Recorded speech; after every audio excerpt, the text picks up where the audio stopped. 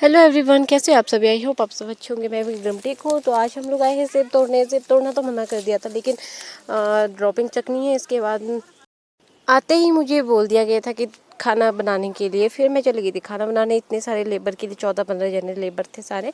और मैं पहली बार आई थी यहाँ पे खाना बनाने।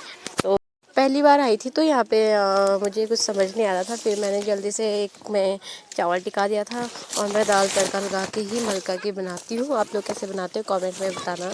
और फिर मेरी ये ग्रेवी, फिर खाना बन के रेडी हो गया था। फिर मैं इसके बाद वीडियो बना नहीं पाई क्योंकि लेबर वाले सारे आ गए थे खाना खाने के लिए। खाना भी मैंने ही परोसा सबके लिए, तो मैं वीडियो बना नहीं पाई। फिर हम लोग आ गए काम पे। 2:30 बज गए थे।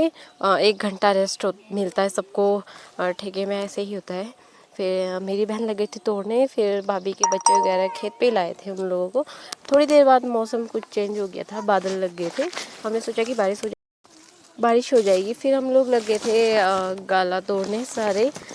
ढोने वाले 7 जने और तोड़ने वाले 6-7, इतने बराबर थे सारे। तो मैं भी बहुत देर के बाद आई थी खेत पे। फिर मैं लग गई सेब तोड़ने। फिर इसके बाद जो पेड़ गिरा हुआ था हम वहाँ गए। मैं दीदी लोग के साथ सेब तोड़ रही थी। फिर हम लोग के पास बैग नहीं थे। हम लोग ऐसे ही तोड़ के, एक ही बैग थी उस पे तोड़े थे सारे जने। मैं भी लग गई थी इनके साथ। बातें करते करते पता नहीं कब दिन गुजर जाता है। ऐसे टाइम पे कुछ पता नहीं लगता। लोगों के सामने बहुत ही अच्छा लगता है मुझे, लोगों के साथ रहना, बातें करना, अपने दी लोग के साथ खासकर। शाम के बज गए थे 5, तो हम लोग ने छुट्टी कर ली थी।